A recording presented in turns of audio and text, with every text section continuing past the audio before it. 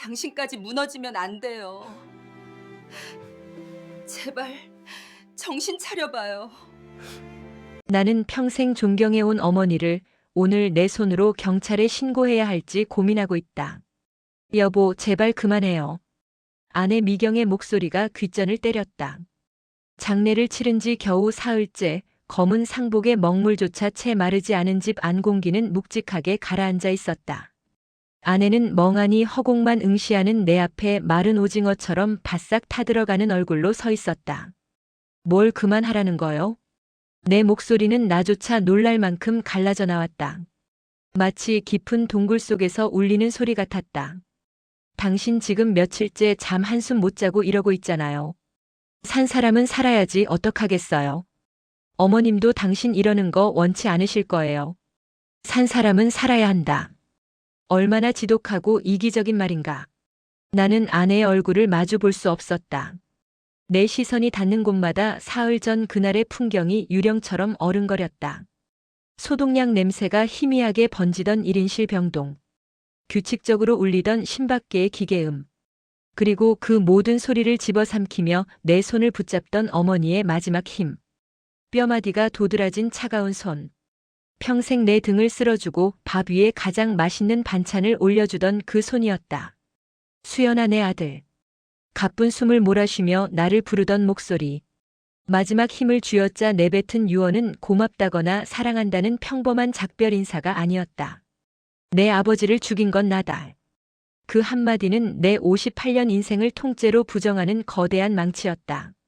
어머니가 눈을 감는 순간 B- 소리를 내며 일자로 뻗어나가던 심박 그래프는 내 세상이 무너지는 굉음과도 같았다.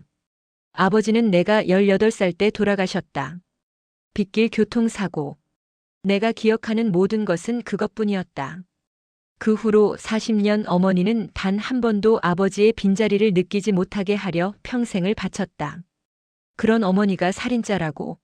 내 아버지를 죽인? 여보. 아내가 참다 못해 내 어깨를 흔들었다. 그제야 나는 무겁게 고개를 들었다. 어머니가 마지막에 뭐라고 하셨는지 당신은 못 들었잖아. 들었어도 달라질 건 없어요. 미경은 단호했다. 임종 직전에 하는 말, 선망 증세일 수도 있고 평생 묵혀둔 원망이 헛것으로 보였을 수도 있어요. 그걸 고지고대로 믿고 당신 인생까지 망가뜨릴 셈이에요. 망가져? 이미 망가졌어. 내 어머니가 내 아버지를 죽였다는데 어떻게 멀쩡할 수가 있냔 말이오. 결국 소리를 지르고 말았다. 내 안에서 무언가 울컥하며 터져나왔다. 아내는 더 이상 말을 잇지 못하고 입술만 파르르 떨었다. 그녀의 눈에 비친 내 모습이 어떨지 상상하고 싶지도 않았다. 나는 비틀거리며 자리에서 일어나 어머니가 돌아가시기 전까지 머무셨던 작은 방으로 향했다. 문을 열자 아직 가시지 않은 어머니의 채취가 훅 끼쳐왔다. 약 냄새와 오래된 살 냄새가 뒤섞인 평생을 그리워하게 될 줄 알았던 그 냄새가 지금은 숨통을 조이는 것만 같았다. 방은 생전 어머니의 성격처럼 모든 것이 반듯하게 정돈되어 있었다. 나는 홀린 사람처럼 어머니의 낡은 자개장으로 다가갔다. 평생을 교직에 몸담으며 이성적인 사고를 삶의 가장 큰 미덕으로 여겨왔던 나였지만 지금의 나는 길 잃은 아이에 불과했다. 무엇부터 해야 할지, 무엇을 믿어야 할지 알 수 없었다. 그저 무언가 어머니가 남긴 흔적을 찾아야만 했다. 자개장 맨 아래 칸, 낡은 이불 아래에서 손바닥만 한 나무함이 나왔다. 먼지가 뽀얗게 쌓여 있었지만 유독 자물쇠 부분만은 반질반질했다. 얼마나 많이 만졌으면 저렇게 달았을까? 어머니는 이 안에 무엇을 숨겨두고 평생을 어루만졌던 걸까? 열쇠는 없었다. 나는 잠시 망설이다 서재에서 공구함을 가져왔다. 낡고 작은 자물쇠는 둔탁한 소리를 내며 맥없이 부서져 내렸다.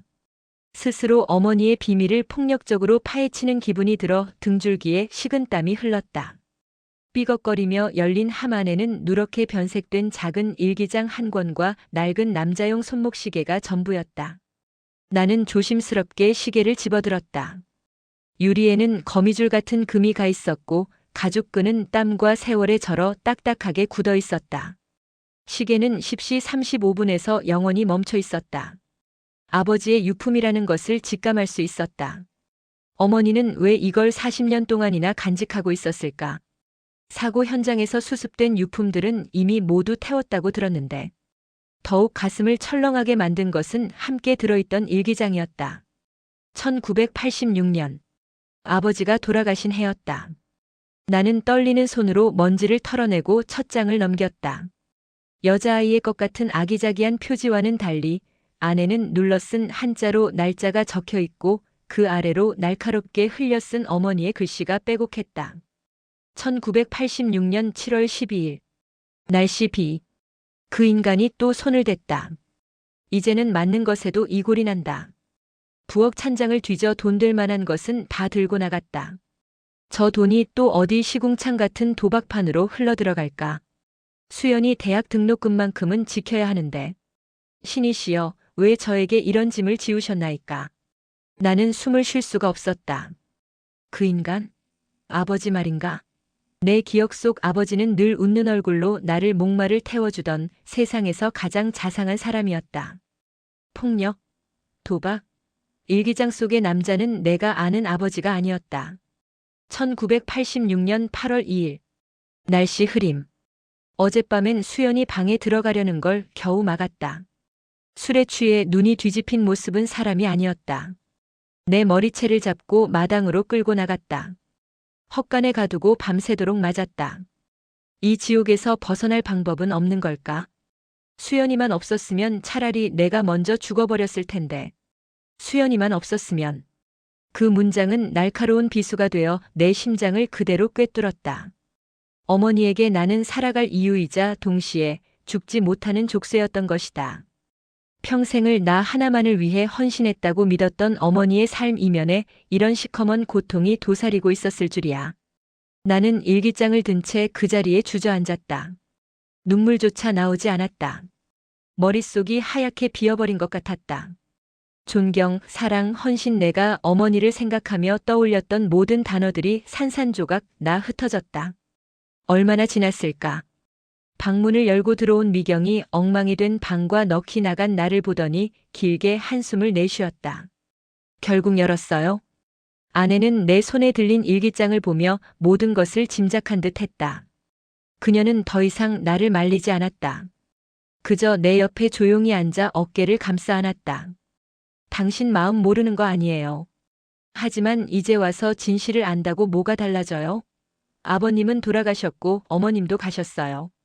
남은 건 우리잖아요. 당신이 이렇게 무너지면 나는 어떡해요? 아내의 말이 맞았다. 이성적으로는 그녀의 말이 전부 옳았다. 하지만 내 심장은 다른 이야기를 하고 있었다. 이것은 단순히 40년 전의 죽음에 대한 진실을 파헤치는 문제가 아니었다. 이것은 내 존재의 근간을 뒤흔드는 문제였다. 폭력적인 아버지와 그를 죽인 어머니. 그 진실의 소용돌이 속에서 나는 누구의 아들로 살아가야 하는가? 나는 자리에서 일어났다. 일기장과 시계를 조심스럽게 가방에 챙겨 넣었다. 어디 가려고요? 불안한 눈으로 묻는 아내에게 나는 처음으로 흔들림 없는 목소리로 대답했다. 군산에 가야겠어. 모든 비극이 시작된 곳. 내 기억 속 아버지와 어머니가 살았던, 그리고 일기장 속 그 인간과 고통받던 여자가 살았던 곳. 여보, 제발. 진실이 뭔지 알아야겠어. 내 눈으로 직접 확인하기 전까지는 아무것도 믿을 수 없어. 어머니의 마지막 유언도, 이 일기장도, 심지어 내 기억조차도. 미경은 더 이상 나를 붙잡지 않았다. 내 눈에서 평생 본 적 없는 무언가를 읽었기 때문일 것이다. 그것은 고집도 분노도 아니었다. 모든 것이 무너진 사람이 진실이라는 마지막 지푸라기라도 잡으려는 필사적인 몸부림이었다. 아내는 말했다. 산 사람은 살아야 한다고. 그렇다. 살아야 한다. 하지만 어머니가 짊어졌던 40년의 비밀과 아버지의 진짜 얼굴을 모른 채 나는 단 하루도 살아있는 삶을 살 수 없을 것이다. 역사를 가르치며 학생들에게 늘 강조했다. 기록되지 않은 진실은 존재하지 않는다고. 이제 나는 내 가족의 기록되지 않은 역사를 찾아 떠나야만 했다. 그 끝에 무엇이 기다리고 있든 군산으로 향하는 고속도로는 익숙하면서도 낯설었다. 어릴 적 명절이면 아버지의 낡은 포니를 타고 신나게 달리던 길. 창밖으로 스치는 풍경은 그때와 다르지 않았지만 내 마음을 비추는 풍경은 페어 그 자체였다. 기억 속 아버지는 언제나 운전대를 잡고 유쾌한 농담을 던지셨다. 어머니는 조수석에서 그런 아버지를 보며 조용히 웃고 계셨다. 그 평화롭던 풍경이 이제는 일기장의 글씨들과 뒤엉켜 기괴한 그림으로 변해버렸다. 나는 지금 행복했던 과거의 편린을 부수러 가는 길이었다. 군산경찰서의 낡은 자료실은 시간의 냄새로 가득했다. 켜켜이 쌓인 먼지와 묵은 종이 냄새가 코를 찔렀다. 담당 직원의 도움으로 찾아낸 40년 전의 사건 파일은 얇고 허술했다. 김진우 변사 사건. 기록은 간단했다. 1986년 8월 29일 밤 폭우가 쏟아지던 국도 고갯길에서 운전 미숙으로 인한 차량 단독 전복. 사인은 다발성 골절 및 과다 출혈. 특이사항 없음. 모든 것이 내가 평생 알고 있던 사실과 일치했다. 허탈감이 밀려왔다. 어머니의 유언은 정말 선망 증세였을까? 이 일기장은 평생의 고통이 만들어낸 망상은 아니었을까? 희망과 절망이 뒤섞인 복잡한 감정으로 파일을 덮으려던 순간 눈에 들어온 한 줄이 내 심장을 멈추게 했다. 유류품 현금 남성용 손목시계 1점. 사고 현장 약도에는 시계가 발견된 지점이 표시되어 있었다. 차가 굴러떨어진 곳에서 10m쯤 떨어진 숲속이었다. 그런데 어머니의 함 속에 있던 그 시계는 나는 다시 가방에서 시계를 꺼내보았다. 멈춘 시간 10시 35분. 일기장 마지막 장에 적힌 시간과 정확히 일치했다. 1986년 8월 29일. 10시 35분. 모든 것이 끝났다. 어머니는 왜 사고 현장에서 멀리 떨어진 곳에 유품을 따로 간직했을까?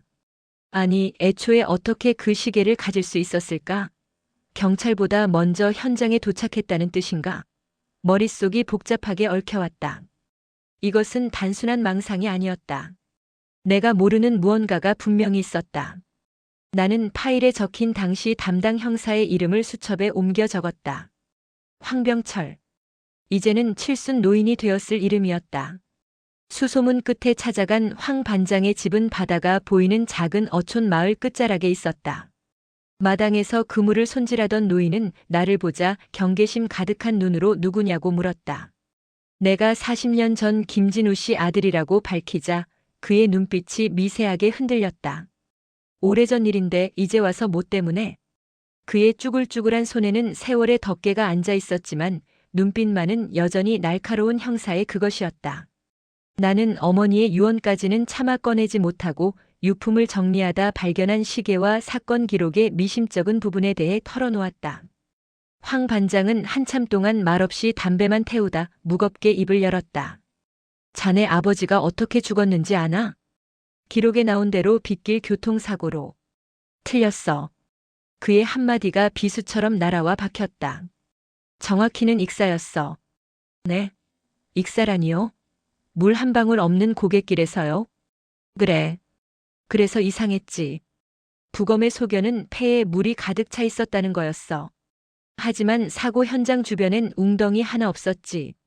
쏟아지는 비만으로는 그렇게 될 수 없어. 누군가 물에 빠뜨린 뒤 사고사로 위장했을 가능성을 생각했지만 증거가 없었어. 주변에 사는 사람도 없고 목격자도 없고. 내 어머니는 남편을 잃은 충격으로 실어증 증세까지 보였고. 당시에는 과학수사랄 게 있었나. 결국 위에서 단순 사고로 빨리 종결하라고 덮어버렸지. 황 반장은 잿빛 바다를 보며 길게 연기를 뿜어냈다. 40년 내내 목에 걸린 가시 같았어.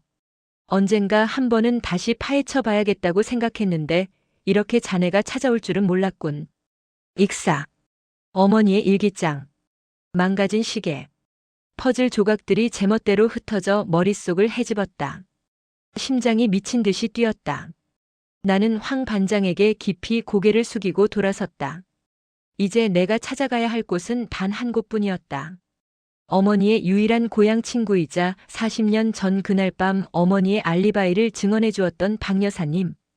박 여사님의 낡은 기와집은 부모님이 사시던 옛집과 담벼락 하나를 사이에 두고 있었다. 대문 앞에서 한참을 망설였다. 이 문을 열고 들어서면 나는 다시는 예전으로 돌아갈 수 없을 것 같았다. 진실이라는 괴물이 입을 벌리고 나를 기다리는 듯 했다. 수연이 아니냐? 이게 얼마만이여? 박 여사님은 나를 보자 반갑게 맞았지만 내 얼굴에 그늘을 읽었는지 금세 표정이 굳어졌다. 나는 어렵게 어머니의 임종과 유품에 대해 이야기했다. 박 여사님은 찻잔을 든 채 미동도 없이 내 말을 들었다. 이야기가 끝나자 그녀는 조용히 찻잔을 내려놓았다. 돌아가신 내 어미가 평생을 어떻게 살았는지 너는 다 모른다. 그녀의 목소리는 낮고 단호했다. 내 어미 평생 고생만 하다 갔다. 죽은 사람 얘기는 캐묻는 게 아니다. 괜히 묵은 상처 들춰서 좋을 것 하나 없어. 그냥 내 어미가 남긴 말 꿈에서 헛소리한 셈치고 잊어라. 그게 너를 위한 길이고 죽은 내 어미를 위한 길이여. 하지만 여사님, 돌아가. 박 여사님은 싸늘하게 나를 내쫓았다. 그 단호한 태도는 오히려 확신을 주었다. 그녀는 모든 것을 알고 있었다. 어머니의 비밀을 지키기 위해 40년간 입을 닫아온 것이다. 허탈하게 발길을 돌려 마을을 걸었다. 기억 속 모든 것이 그대로인 듯 하면서도 미묘하게 변해 있었다. 내가 다니던 초등학교, 아버지와 함께 연을 날리던 방파제. 그 모든 공간에 아버지의 웃음소리가 환청처럼 들려왔다. 나는 그 환영을 떨쳐내기 위해 일부러 사람들이 많은 시장으로 향했다. 그때였다. 어이구, 자네 진우 형님 아들 아니여? 어물전 좌판을 버려놓은 촌로 하나가 나를 아는 채 했다. 아버지의 오랜 친구라고 자신을 소개한 그는 나를 식당으로 끌고 가 막걸리를 권했다. 술이 몇 순배 돌자 그의 입에서 내가 한 번도 들어본 적 없는 아버지의 이야기가 흘러나왔다. 자네 아버지가 인물 좋고 호탕했지. 근데 그놈의 손이 문제였어. 화투패만 잡으면 눈이 뒤집혔으니까. 나중엔 서울에 따로 살림까지 차렸다는 소문이 파다했어. 자네 어머니가 속 꽤나 썩였을 것이여. 그 양반 천사였지. 겉으론 웃고 있어도 속은 시커멓게 타들어갔을 게 뻔한디. 나는 아무 대꾸도 할 수 없었다. 일기장에 적힌 내용들이 마을 사람의 입을 통해 사실로 확인되는 순간이었다. 내 기억 속 자상한 아버지는 그 어디에도 없었다. 내가 기억하는 아버지는 어머니가 나를 위해 필사적으로 만들어낸 허상에 불과했다. 상습적인 도박꾼, 외도 그리고 폭력. 어머니는 그런 지옥 속에서 나를 지키기 위해 40년간 가면을 쓰고 웃어왔던 것이다. 나는 비틀거리며 식당을 나섰다. 어둠이 내린 군산의 밤바다는 차갑고 고요했다. 바다를 보며 하염없이 걸었다. 눈물이 뺨을 타고 흘러내렸다. 아버지를 잃은 슬픔이 아니었다. 평생을 기만당했다는 분노도 아니었다. 그것은 어머니의 그 길고 외로웠을 고통을 이제야 알아차린 못난 아들의 참회였다. 평생 존경했던 어머니의 삶이 무너져 내린 것이 아니었다. 오히려 상상조차 할 수 없는 고통 속에서 오직 나 하나를 위해 버텨온 어머니의 위대한 삶이 비로소 그 실체를 드러내고 있었다. 살인자라는 고백은 어쩌면 나에게 용서를 구하는 것이 아니라 지옥 같던 삶으로부터의 해방선언은 아니었을까. 나는 주머니 속 망가진 시계를 꺼내 꽉 쥐었다. 이제 나는 알아야만 했다. 1986년 8월 29일 밤 10시 35분, 그날 밤의 진짜 진실을. 아버지의 진짜 모습은 내 안에 세워져 있던 견고한 성벽을 남김없이 무너뜨렸다. 내가 평생을 바쳐 지켜온 기억, 존경, 사랑이라는 이름의 성벽이었다. 이제 폐허만 남은 마음을 이끌고 나는 다시 박 여사님의 낡은 기와집 대문 앞에 섰다. 밤은 이미 깊었고 바다를 머금은 축축한 바람이 옷깃 사이로 스며들었다. 낮에 나를 매몰차게 내쫓았던 그 문은 굳게 닫힌 채 말이 없었다. 마치 40년 전 그날 이후로 단 한 번도 열린 적 없는 어머니의 입술처럼. 나는 차마 손으로 문을 두드리지 못하고 그저 문고리를 붙잡은 채 서 있었다. 금속의 차가운 감촉이 손바닥을 통해 심장까지 전해지는 듯 했다. 얼마나 지났을까. 삐걱 소리와 함께 문이 열리고 잠옷 바람에 박 여사님이 놀란 얼굴로 나를 보았다. 아니, 자네 아직 안 가고 여태여서 뭐 하는 게야? 그녀의 목소리에는 경계심과 안쓰러움이 뒤섞여 있었다. 나는 아무 말도 하지 못했다. 그저 지친 눈으로 그녀를 바라보았다. 내 꼴이 어땠을까? 하루아침에 세상이 무너진 남자의 얼굴, 아비의 추악한 진실과 어미의 끔찍한 고백 사이에 끼어 산산조각 난 영혼의 몰골이었을 것이다. 박 여사님은 길게 한숨을 내쉬더니 고갯짓으로 안을 가리켰다. 일단 들어와. 동네 사람들 보기 전에. 따라 들어간 낡은 마루는 삐걱거리는 소리를 냈다. 낮은 백열등 불빛 아래 방 안의 모든 것들은 긴 세월의 그림자를 드리우고 있었다. 박 여사님은 아무 말 없이 따뜻한 보리차 한 잔을 내 앞에 놓았다.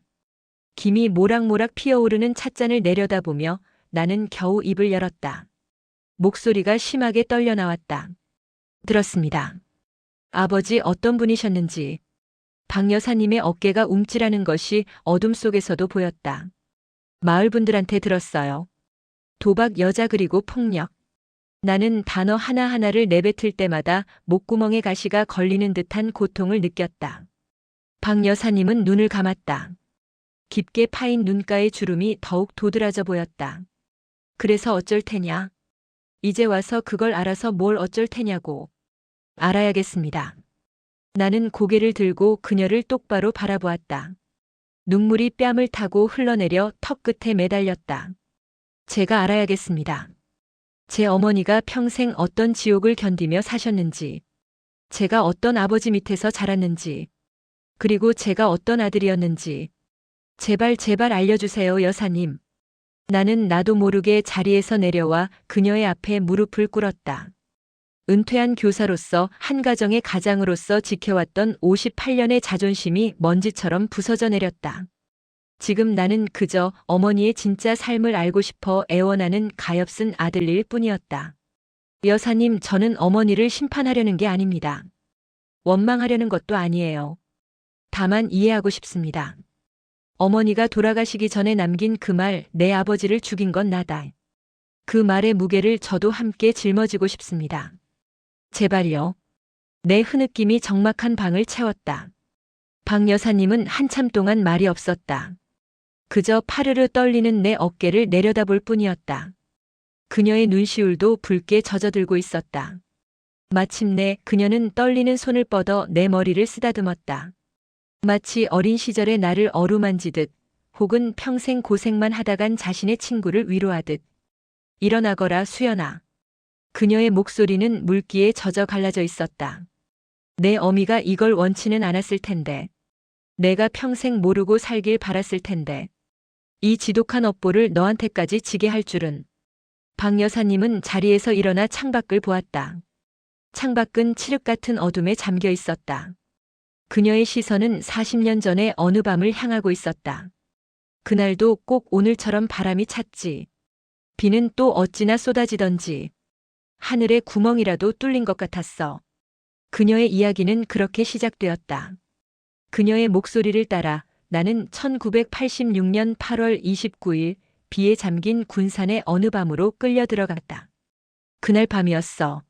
내 아버지 김진우가 마지막으로 내 집에 들이닥친 게 이미 며칠째 노름판에서 살다시피 하다 돈이 떨어지니 기어들어온 게지. 행색은 말이 아니었어. 술에 절어 눈은 벌겋게 충혈돼 갖고는 다짜고짜 내 어머니 멱살부터 잡더구나. 서울년한테 갖다 바칠 돈 내놓으라고. 나는 숨을 죽였다. 서울년이라는 단어가 심장을 찔렀다. 내 어미가 어디 돈이 있었겠니? 내 대학 등록금 하려고 장판 밑에 숨겨둔 쌈짓돈이 전부였지. 그걸 안 내놓는다고 그 인간이 내 어미를 마당으로 끌고 나가 무자비하게 발길질을 해댔어. 나는 그때 옆집에서 이불을 뒤집어 쓰고 벌벌 떨면서도 아무것도 할 수가 없었지. 그 인간 눈이 한번 뒤집히면 아무도 못 말렸으니까. 박 여사님의 목소리가 가늘게 떨렸다. 그녀 역시 그 밤의 공포를 고스란히 다시 겪고 있는 듯 했다. 한참을 맞던 내 어미가 피를 토하면서도 애원했어. 제발 그만하라고, 내일이라도 어떻게든 돈을 구해오겠다고. 그런데 그 인간이 뭐라고 했는지 아니? 저 새끼 방에 들어가면 돈 나올 구멍이 있겠지. 그러면서 내 방문 쪽으로 향했어. 잠들어 있던 너를 18살짜리 너를 걸고 넘어진 개야. 순간 온몸의 피가 차갑게 식는 것 같았다. 그때였어. 평생을 맞고만 살던 내 어미가 처음으로 달라진 게 그 양반 피투성이가 된 몸으로 벌떡 일어나더니 미친 사람처럼 달려들어 내 아버지 앞을 막아섰어. 내 아들 방엔 발 한 발짝도 못 들여. 죽어도 못 들여. 그러면서 악을 쓰는데 그건 사람의 소리가 아니었어. 새끼를 지키려는 어미 짐승의 울부짖음이었지. 내 눈앞에 그날의 어머니가 그려졌다. 연약하고 조용하기만 했던 내가 알던 어머니의 모습이 아니었다. 피 흘리는 얼굴로 오직 나를 지키기 위해 악귀처럼 버텨 섰을 젊은 날의 어머니. 몸싸움이 붙었지. 남녀 간의 힘이 되겠니? 내 아버지가 내 어미 머리채를 휘어잡고 마당으로 다시 내동댕이 치려는데 그 순간이었어. 비에 젖은 흙바닥이 미끄러웠던 게지. 내 어미가 뿌리치는 힘에 그 인간이 중심을 잃고 휘청하더니 뒤로 나자빠졌어. 하필이면 그 자리에 마당 우물이 있었단다. 쿵. 내 심장이 바닥으로 떨어지는 소리가 들렸다. 풍덩 하는 소리가 그 빗소리를 뚫고 내 귀에도 똑똑히 들렸어. 잠시 정적이 흘렀지. 나는 혹시나 하고 담벼락에 귀를 댔어. 내 어미의 거친 숨소리만 들렸지. 그러다 우물 안에서 허우적거리는 소리, 살려달라고 컥컥대는 소리가 들려왔어. 박 여사님은 잠시 말을 멈추고 거친 숨을 몰아쉬었다. 내 어미 처음엔 우물가로 달려갔어. 두레박줄이라도 내려주려고 했겠지. 그런데 우물 속을 들여다보던 내 어미가 그 자리에 얼어붙은 듯이 멈춰 서더구나. 나는 침을 삼킬 수조차 없었다. 이어질 말이 무엇일지 짐작할 수 있었기에 온몸이 경직되었다. 그 순간 내 어미 머릿속에 무슨 생각이 스쳤겠니? 평생을 자기를 지옥으로 몰아넣은 저 악마. 내 아들의 고혈까지 빨아먹으려는 저 흡혈귀. 저 인간이 사라지면, 저 목소리가 멎으면 나와 내 아들은 비로소 살 수 있다. 그것은 선택의 순간이었다.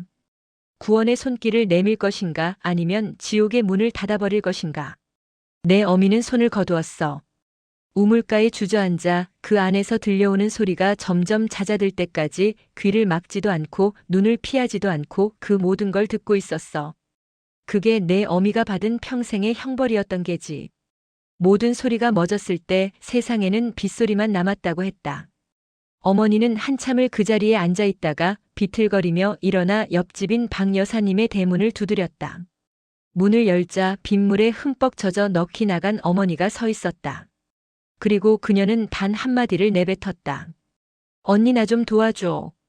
그 뒤의 일은 지옥도 그 자체였다. 두 여자는 쏟아지는 비를 맞으며 축 늘어진 남자의 시신을 우물에서 끌어올렸다. 사람의 몸이 그렇게 무거운 줄 그때 처음 알았다고 박 여사님은 말했다. 둘은 시신을 마당에 있던 리어카에 싣고 읍내에 주차되어 있던 아버지의 낡은 포니 트럭까지 옮겼다. 운전석에 시신을 구겨넣고 어머니는 직접 운전대를 잡았다. 박 여사님은 자신의 차로 그 뒤를 따랐다. 외진 고갯길로 차를 몰았어. 내 어미 운전도 제대로 못하는 사람이었는데 그날은 귀신에 씬 사람 같았지. 고갯길 꼭대기에서 차를 세우고 기어를 중립에 놓고 브레이크에서 발을 떼기 전에 내 어미가 뭘 했는지 아니? 나는 고개를 저었다.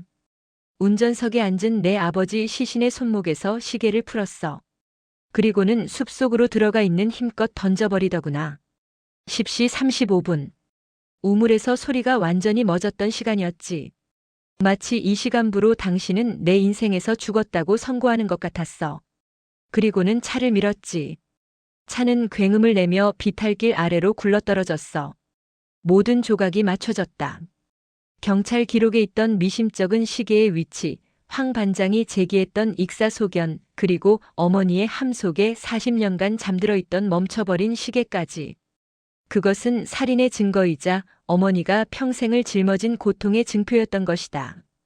박 여사님의 이야기가 끝났을 때 나는 마루 바닥에 주저앉은 채 움직일 수 없었다. 몸에서 모든 힘이 빠져나간 것 같았다. 머릿속에서는 폭우가 쏟아지고 젊은 어머니가 피를 흘리며 울부짖고 우물 속에서 아버지가 허우적거렸다. 존경했던 어머니는 온데간데 없고 지옥에서 살아남기 위해 괴물이 되어야만 했던 한 여자의 처절한 몸부림만이 남아 나를 압도했다. 살인자. 어머니가 스스로에게 내린 주홍글씨였다. 그것은 나에게 남긴 고백이자 40년간 단 하루도 벗어날 수 없었던 자기 자신을 향한 끝없는 고발이었다. 어머니는 아버지를 죽인 그날 밤부터 스스로를 마음의 감옥에 가두고 종신형을 살아왔던 것이다. 그리고 나는 그런 어머니의 희생으로 만들어진 온실 속에서 아무것도 모른 채 평화로운 기억만을 먹고 자라왔다. 수연아. 박 여사님이 내 어깨에 손을 얹었다. 내 어미는 내 아버지를 죽인 게 아니야. 내 인생을 잡아먹으려던 괴물을 죽인 거지. 그 죄 내 어미 혼자 다 짊어지고 갔으니 너는 이제 그만 잊고 내 인생을 살아야 한다. 알겠냐? 잊으라고? 어떻게 잊을 수 있단 말인가? 이 끔찍하고도 위대한 진실을. 내 존재 자체가 어머니의 그 끔찍한 밤 위에 세워진 것인데. 나는 대답 대신 터져나오는 울음을 삼키며 고개만 떨굴 뿐이었다. 내 평생의 세계가 무너져 내린 바로 그 자리에서 나는 비로소 어머니의 진짜 세상과 마주하고 있었다. 박 여사님의 집을 나섰을 때 밤 공기는 칼날처럼 차가웠다. 비는 그쳤지만 축축하게 젖은 아스팔트는 희미한 가로등 불빛을 집어삼키며 40년 전 그날 밤의 흔적처럼 번들거렸다. 나는 어디로 가야 할지 몰라 한참을 정처 없이 걸었다. 발걸음은 무거웠고 머릿속은 수만 개의 파편으로 조각난 유리처럼 어지러웠다. 모든 소음이 멎은 텅 빈 세상에 나 혼자 버려진 기분이었다. 내 안에서 두 개의 거대한 파도가 충돌하며 모든 것을 집어삼키고 있었다. 하나는 내가 평생 믿어왔던 아버지와 어머니에 대한 기억의 파도였고, 다른 하나는 방금 전 박 여사님의 입을 통해 쏟아져 나온 끔찍한 진실의 파도였다. 그 사이에서 내 존재는 가루처럼 흩어지고 있었다. 서울로 돌아오는 고속도로는 끝이 보이지 않는 어두운 터널 같았다. 나는 기계적으로 운전대를 잡고 있었지만 정신은 온전히 40년 전 그날 밤 비가 쏟아지던 군산의 낡은 기와집 마당에 머물러 있었다.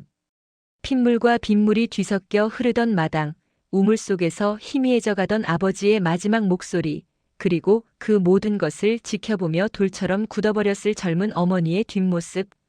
그 장면은 지워지지 않는 낙인처럼 내 망막에 새겨졌다. 나는 백미러에 비친 내 얼굴을 보았다. 낯선 남자가 앉아 있었다. 저 남자는 누구의 아들인가? 상습적인 도박꾼이자 폭력을 일삼던 남자의 아들인가? 아니면 그 남자를 죽이고 아들을 지켜낸 여자의 아들인가? 답을 알 수 없었다. 아버지라는 이름과 어머니라는 이름이 내 안에서 서로를 부정하며 나를 갈기갈기 찢어놓고 있었다. 집에 도착했을 때 미경은 소파에 웅크린 채 나를 기다리고 있었다. 헬쑥한 내 얼굴을 본 아내는 아무것도 묻지 않았다. 그저 다가와 내 외투를 벗겨주고 차가워진 손을 말없이 잡아주었다. 그 온기가 너무나 현실적이어서 오히려 끔찍한 진실이 꿈처럼 아득하게 느껴졌다. 나는 아내의 품에 기대고 싶었지만 그럴 수 없었다. 내 몸에는 이제 나 혼자만이 감당해야 할 비밀의 무게가 더해져 있었다. 이 비밀은 사랑하는 아내와 나 사이에 결코 건널 수 없는 강을 만들어버렸다. 그날 이후 나의 일상은 송두리째 변했다. 은퇴 후에 평온했던 나날들은 사라지고 시도 때도 없이 과거의 망령들이 나를 찾아왔다. 거실에 걸린 낡은 흑백 가족 사진을 볼 때마다 숨이 막혔다. 사진 속에서 나를 목말 태우고 환하게 웃고 있는 젊은 아버지는 더 이상 자상한 영웅이 아니었다. 저 웃음 뒤에 숨겨진 추악한 폭력과 기만이 어른거렸다. 그의 옆에서 수줍게 미소 짓고 있는 어머니의 얼굴에서는 평생을 감춰야 했던 고통과 공포의 그림자가 보였다. 행복의 상징이었던 가족 사진은 이제 끔찍한 비극을 담은 한 장의 증거 사진이 되어 나를 고발하고 있었다. 나는 며칠 동안 방 안에 틀어박혀 어머니의 낡은 일기장을 몇 번이고 다시 읽었다. 처음 읽었을 때는 충격과 혼란 속에서 그저 글자들을 따라가기에 급급했다. 하지만 이제 박 여사님의 증언을 통해 그날의 진실을 알게 된 후 다시 읽는 일기장은 전혀 다른 의미로 다가왔다. 한 줄 한 줄이 어머니의 피눈물이었고 마디마디가 절규였다. 그 인간의 폭력을 더는 견딜 수 없다. 이 문장 뒤에는 멍들고 찢어진 어머니의 살갗과 뼛속까지 스며들었을 공포가 느껴졌다. 수연이 대학 등록금만큼은 지켜야 하는데 이 문장에서는 절망 속에서도 유일한 희망이었던 아들을 향한 처절한 모성애가 고스란히 전해져 왔다. 그리고 내 심장을 비수처럼 꿰뚫었던 그 문장. 수연이만 없었으면 차라리 내가 먼저 죽어버렸을 텐데. 나는 이 문장 앞에서 몇 번이고 무너져 내렸다. 처음에는 나라는 존재가 어머니에게 벗어날 수 없는 족쇄였다는 사실에 절망했다. 하지만 이제 그 문장은 전혀 다른 울림으로 내 가슴을 쳤다. 그것은 원망이 아니었다. 차라리 혼자 죽는 편이 더 쉬웠을 지옥 같은 살 속에서도 나 때문에, 오직 나 하나 때문에 버텨냈다는 어머니의 고백이었다. 나는 어머니의 희망이었지만 동시에 어머니가 스스로의 삶을 포기할 수 없게 만든 유일한 이유였던 것이다. 어머니는 나를 살리기 위해 자신의 죽음마저 유예했던 것이다. 나는 가방에서 망가진 손목시계를 꺼내 들었다. 10시 35분. 아버지가 죽고 어머니의 진짜 인생도 함께 멈춰버린 시간. 어머니는 왜 이 시계를 40년 동안이나 간직했을까? 끔찍한 기억을 상기시키는 증오의 유품이었을까? 아니면 평생을 짊어져야 할 죄의 증거물이었을까? 나는 차가운 시계를 손바닥에 올려놓고 가만히 눈을 감았다. 그러자 문득 깨달아졌다. 이것은 증오도 죄의 증거도 아니었다. 이것은 어머니가 스스로에게 내린 판결문이었다. 너는 살인자다. 매일 이 시계를 들여다보며 어머니는 스스로에게 그 사실을 되뇌었을 것이다. 아들을 위해 지옥에서 벗어났다는 안도감 대신 남편을 죽였다는 죄책감 속에서 스스로를 평생 유죄수로 가두었던 것이다. 40년의 세월은 속죄의 시간이었고 나를 향한 헌신은 그 속죄의 방식이었다. 그 순간 내 안에서 무언가 단단히 뭉쳐있던 것이 와르르 무너져 내렸다. 분노도 배신감도 혼란도 아니었다. 그것은 형언할 수 없는 거대한 슬픔이었다. 한 여자의 인생을 통째로 집어삼킨 지독한 고통에 대한 연민이었다. 나는 더 이상 어머니를 살인자라는 단어로 규정할 수 없었다. 내 어머니는 살인자가 아니었다. 내 어머니는 나를 지키기 위해 세상의 모든 죄를 짊어지기로 결심했던 세상에서 가장 위대한 사람이었다. 며칠 후 나는 아내에게 아무 말도 하지 않고 이른 새벽에 집을 나섰다. 차를 몰아 군산으로 향했다. 목적지는 아버지의 묘가 아니었다. 40년 동안 나는 명절이면 꼬박꼬박 아버지의 묘를 찾아 술을 올리고 절을 했다. 기억 속에 자상한 아버지를 추모하며 일찍 돌아가신 그를 안타까워했다. 하지만 이제 그 무덤은 내게 아무런 의미도 없었다. 그곳에 묻힌 것은 내가 아는 아버지가 아니었다. 그곳은 단지 한 여자의 인생을 송두리째 파괴한 남자의 육신이 썩어가는 장소일 뿐이었다. 내가 도착한 곳은 군산 시내가 내려다 보이는 작은 언덕에 위치한 추모공원이었다. 사흘 전 내가 직접 어머니를 모신 곳이었다. 아직 봉긋한 흙의 기운이 채 가시지 않은 작은 무덤 앞에 섰다. 비석에는 사랑하는 어머니 이정숙 여기 잠들다라는 평범한 문구가 새겨져 있었다. 나는 그 앞에 국화 한 다발을 내려놓고 말없이 무덤을 바라보았다. 차가운 겨울바람이 옷깃을 파고들었다. 나는 외투 주머니에서 낡은 손목시계를 꺼냈다. 40년 만에 시계는 원래 있어야 할 자리로 돌아왔다. 나는 시계를 무덤 앞 잔디 위에 조심스럽게 내려놓았다. 마치 평생의 무거운 짐을 내려놓듯이. 어머니. 나직하게 어머니를 불렀다. 목소리가 바람에 실려 흩어졌다. 이제야 알겠습니다. 이제야 어머니가 평생 어떤 마음으로 사셨는지 아주 조금은 알 것 같습니다. 눈물이 차오르는 것을 억지로 참았다. 울 자격도 없다고 생각했다. 어머니가 흘렸을 피눈물에 비하면 내 눈물은 너무나 하찮고 이기적인 것이었다. 왜 말씀하지 않으셨어요? 왜 혼자 그 모든 짐을 짊어지고 가셨어요? 바보같이 이 못난 아들은 아무것도 모른 채 어머니가 차려주신 평화로운 세상 속에서 철없이 행복하기만 했습니다. 죄송합니다, 어머니. 너무 늦게 알아서 정말 죄송합니다. 나는 흙바닥에 무릎을 꿇었다. 이마를 차가운 봉분에 기댔다. 흙을 통해 어머니의 체온이라도 전해져 오는 것 같았다. 어머니, 더 이상 죄책감 느끼지 마세요. 어머니는 살인자가 아니에요. 저를 살리신 겁니다. 그 지옥에서 저를 구해주신 거예요. 그러니 이제는 다 내려놓으세요. 아버지에 대한 미움도 스스로에 대한 원망도 저에 대한 미안함도 전부 다 잊고 이제는 편히 쉬세요. 나는 한참 동안 그렇게 어머니의 무덤에 기대어 흐느꼈다. 그것은 슬픔의 눈물만은 아니었다. 40년간 어머니를 짓눌렀을 고통의 무게를 비로소 내가 넘겨받는 의식과도 같았다. 어머니의 비밀은 이제 온전히 나의 것이 되었다. 내가 죽는 날까지 가슴에 묻고 가야 할 위대한 사랑의 증거가 되었다. 얼마나 지났을까? 눈물을 그치고 자리에서 일어섰을 때 차갑기만 하던 겨울 햇살이 유난히 따스하게 느껴졌다. 나는 무덤을 향해 깊이 허리를 숙여 마지막 인사를 올렸다. 이제 나는 더 이상 흔들리지 않을 것이다. 폭력적인 아버지와 그를 죽여야만 했던 어머니. 그 상반된 진실 모두를 끌어안고 살아갈 것이다. 나는 그 두 사람의 아들이라는 사실을 이제는 부정하지 않기로 했다. 추악한 진실 또한 내 역사의 일부이며 위대한 희생 또한 내 삶의 뿌리임을 받아들이기로 했다. 서울로 돌아오는 길 아내에게서 전화가 걸려왔다. 어디에요, 여보? 걱정했어요. 아내의 목소리에는 여전히 불안함이 묻어 있었다. 이제 올라가는 길이야. 걱정하게 해서 미안하오. 내 목소리는 놀랍도록 차분하고 평온했다. 며칠 전에 갈라지고 분노에 찼던 목소리가 아니었다. 괜찮아요? 당신 목소리가. 괜찮아. 이제 정말 괜찮아. 나는 진심으로 말했다. 진실은 나를 파괴했지만 동시에 나를 구원했다. 모든 것이 무너진 폐허 위에서 나는 비로소 진짜 나를 마주할 수 있게 된 것이다. 집에 도착하자 아내는 현관문 앞에서 나를 맞았다. 그녀는 내 얼굴을 찬찬히 살피더니 이내 안도의 한숨을 내쉬었다. 내가 길고 어두운 터널을 빠져나왔음을 그녀는 직감적으로 알아차린 듯 했다. 나는 아내의 손을 잡고 거실로 들어섰다. 그리고 가장 먼저 벽에 걸린 낡은 흑백 가족 사진 앞에 섰다. 나는 더 이상 사진 속의 아버지를 증오하지도 어머니를 연민하지도 않았다. 그저 그 시대를 온몸으로 살아내야 했던 두 남녀의 고단한 삶을 담담히 바라볼 뿐이었다.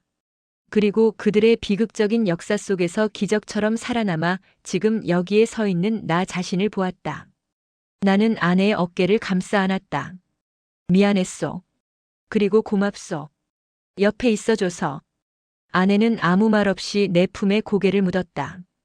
창밖으로 저녁 노을이 지고 있었다. 길고 길었던 하루가 그리고 한 여자의 40년에 걸친 기나긴 밤이 끝나고 있었다. 내일은 새로운 해가 뜰 것이다. 어머니가 남긴 고통스러운 진실을 가슴에 품고 나는 다시 나의 삶을 살아갈 것이다. 역사를 가르쳤던 교사로서가 아니라 한 여인의 위대한 사랑을 물려받은 아들로서 나는 이제 내 앞에 놓인 시간을 온전히 살아낼 것이다. 그것이 어머니가 나를 살린 이유일 테니까. 어머니의 마지막 유언은 더 이상 나를 올가매는 저주가 아니었다. 그것은 나에게 주어진 삶을 향한 가장 무겁고도 신성한 명령이었다. 어머니의 40년 비밀, 여러분이라면 어떻게 받아들이셨을까요? 여러분의 생각을 댓글로 남겨주세요. 이 이야기에 공감하셨다면 좋아요와 구독도 잊지 마세요.